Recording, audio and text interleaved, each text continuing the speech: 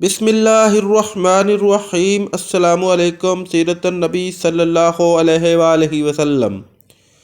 عنوان: جنات سے ملاقات۔ پہاڑوں کے فرشتے کی بات کے جواب میں آپ صلی اللہ علیہ وآلہ وسلم نے فرمایا، نہیں، مجھے توقع ہے کہ اللہ تعالیٰ ان کی اولاد میں ضرور ایسے لوگ پیدا فرمائے گا جو اللہ تعالیٰ کی عبادت کریں گے اور اس کے ساتھ کسی کو شریک نہیں ٹھہرائیں گے۔ اس پر پہاڑوں کے فرشتے نے جواب دیا، اللہ تعالیٰ نے جیسا آپ صلی اللہ علیہ وآلہ وسلم کو نام دیا ہے، آپ صلی اللہ علیہ وآلہ وسلم حقیقت میں رؤوف الرحیم ہیں، یعنی بہت معاف کرنے والے اور بہت رحم کرنے والے ہیں۔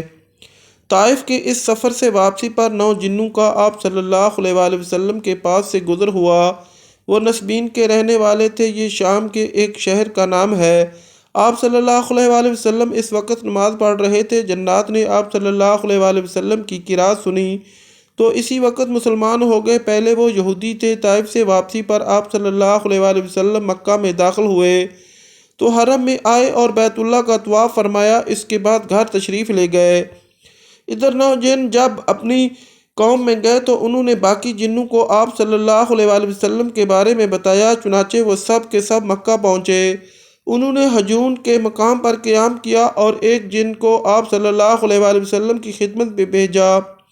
اس نے آپ صلی اللہ علیہ وآلہ وسلم سے عرض کیا، میری قوم حجون کے مقام پر ٹھہری ہوئی ہے، آپ صلی اللہ علیہ وآلہ وسلم وہاں تشریف لے چلیے۔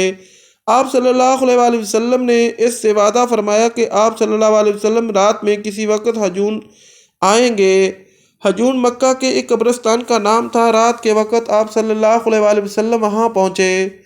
حضرت عبداللہ بن مسعود آپ صلی اللہ علیہ وآلہ وسلم کے ساتھ تھے۔ حجون پہنچ کر آپ صلی اللہ علیہ وآلہ وسلم نے حضرت عبداللہ بن مسعود کے گرد ایک خط کھینچ دیا اور فرمایا، اس سے باہر مت نکلنا، اگر تم نے دائرے سے باہر قدم رکھا دیا تو قیامت کے دن تک تم مجھے نہیں دیکھ پاؤ گے اور نہ میں تمہیں دیکھ سکوں گا۔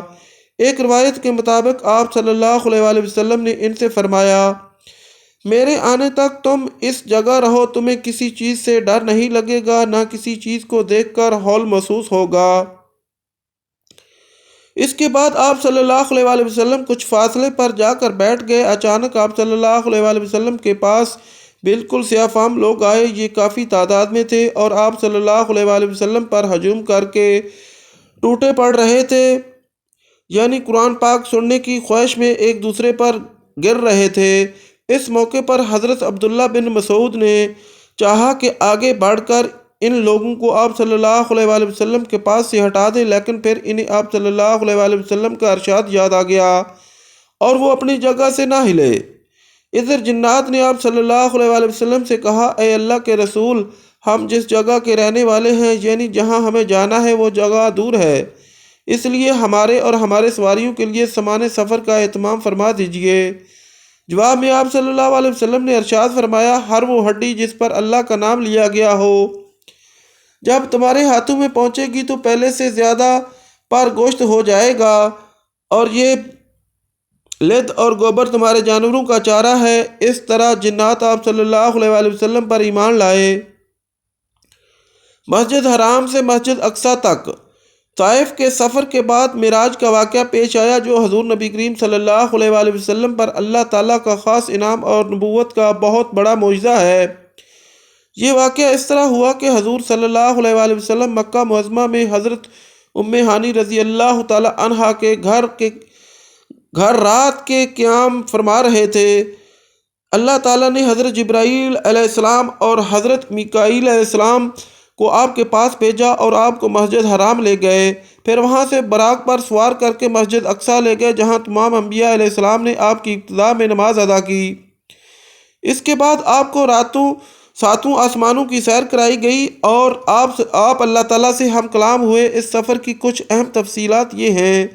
حضور نبی کریم صلی اللہ علیہ وآلہ وسلم بیت المقدس پہنچے سے پہلے حضرت جبرائیل علیہ السلام کے ساتھ چلے جا رہے تھے کہ راستے میں ایک سرسبز علاقے سے گزر ہوا۔ حضرت جبرائیل علیہ السلام نے آپ سے کہا، یہاں اتر کر 2 رکعت نماز پڑھ لیجئے۔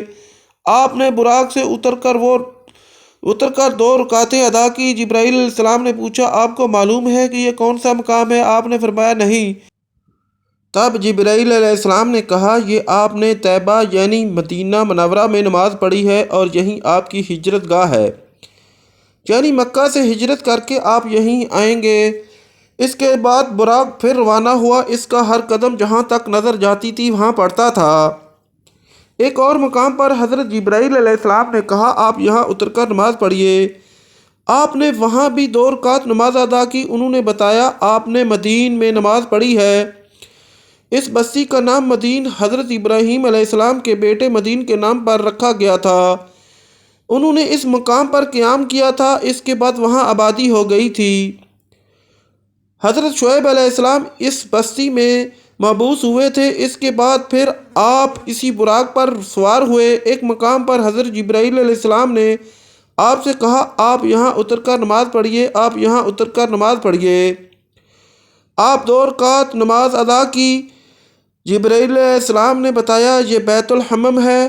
بیت الحمم بیت المقدس کے پاس ایک بستی ہے جہاں حضرت عیسیٰ علیہ السلام کی پیدائش ہوئی تھی۔ اس سفر میں آپ نے اللہ کے راستے میں جہاد کرنے والوں کو دیکھا، یعنی آپ کو آخرت کی مثالی شکل کے ذریعے مجاہدین کے حالات دکھائے گئے۔ حضرت جبرائیل علیہ السلام نے بتایا، یہ اللہ کی راہ میں جہاد کرنے والے لوگ ہیں، اللہ نے ان کی ہر نیکی کا ثواب 700 گنا کر دیے ہیں۔ اس طرح حضرت صلی اللہ علیہ وآلہ وسلم کے سامنے دنیا لائی گئی۔ دنیا ایک حسین و جمیل عورت کی صورت میں دکھائی گئی۔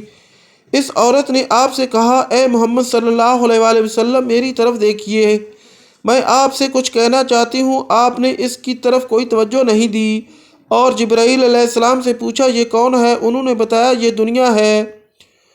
اگر آپ اس طرح توجہ دیتے تو آپ کی امت آخرت کے مقابلے میں دنیا کو اختیار کر لیتی۔ اس کے بعد آپ نے راستے میں ایک بڑھیا کو دیکھا۔ آپ نے پوچھا، یہ کون ہے؟ جبرائیل علیہ السلام نے بتایا، یہ دنیا ہی ہے۔ دنیا کی عمر کا اتنا حصہ ہی باقی رہ گیا ہے جتنا کہ اس بڑھیا کا ہو سکتا ہے۔ اس کے بعد امانت میں خیانت کرنے والے، فرض نماز کو چھوڑنے والے، زکوٰۃ نہ ادا کرنے والے، بدکاری کرنے والے، راہزنی کرنے والے، ڈاکہ ڈالنے والے دکھائے گئے۔ ان کے بھیانک انجام آپ کو دکھائے گئے۔ امانت میں خیانت کرنے والے اپنے بوجھ میں اضافہ کیے جا رہے تھے اور بوجھ کو اٹھانے کے قابل نہیں تھے۔ فرض نمازوں کو چھوڑنے والوں کے سر کو کچلا جا رہا تھا، ان کے سر ریزہ ریزہ ہو رہے تھے اور پھر اصل حالت میں آ جاتے تھے۔ کچلنے کا عمل پھر شروع ہو جاتا تھا، غرض انہیں ذرا بھر مہلت نہیں دی جا رہی تھی۔ اپنے مال میں زکوٰۃ ادا نہ کرنے والوں کا انجام آپ نے دیکھا کہ ان کے سطر پر آگے اور پیچھے پھٹے ہوئے چیتڑے لٹکے ہوئے تھے۔ وہ اونٹوں اور بکریوں کی طرح چرا رہے تھے اور زقوم درخت کے کڑوے پتے اور کانٹے کھا رہے تھے۔ زقوم درخت کے بارے میں آتا ہے کہ اس قدر کڑوا اور زہریلا ہے کہ اس کی کڑواہٹ کا مقابلہ دنیا کا کوئی درخت نہیں کر سکتا۔ اس کا ایک ذرہ دنیا کے میٹھے دریاؤں میں ڈال دیا جائے تو تمام دریا کڑوے ہو جائیں۔ نبی اکرم صلی اللہ علیہ وآلہ وسلم کا دنیا میں مذاق اڑانے والوں کو بھی یہ درخت کھلایا جائے گا۔ اس درخت کے پتوں اور کانٹوں کے علاوہ وہ لوگ جہنم کے پتھر چباتے نظر آئے۔ بدکاروں کا انجام آپ نے دیکھا کہ ان کے سامنے دسترخوان لگے ہوئے تھے۔ ان دسترخوانوں میں سے کچھ نہایت بہترین بنا ہوا گوشت تھا، کچھ میں بالکل سڑا ہوا گوشت تھا۔ وہ اس بہترین گوشت کو چھوڑ کر سڑا ہوا بدبودار گوشت کھا رہے تھے اور بہترین گوشت نہیں کھا رہے تھے۔ ان کے بارے میں جبرائیل علیہ السلام نے آپ کو بتلایا، یہ آپ کی امت کے وہ لوگ ہیں جن کے پاس پاک اور حلال عورتیں تھیں، لیکن وہ ان کو چھوڑ کر بدکار عورتوں کے پاس جاتے تھے، یا یہ وہ عورتیں تھیں جن کے خاوند تھے لیکن وہ ان کو چھوڑ کر بدکار مردوں کے پاس جاتی تھیں۔ سود کھانے والوں کا انجام آپ کو یہ دکھایا گیا کہ وہ خون کے دریا میں تیر رہے تھے اور پتھر نگل رہے تھے۔ آپ کو ایسے عالموں کا انجام دکھایا گیا جو لوگوں کو وعظ کیا کرتے تھے اور خود بے عمل تھے۔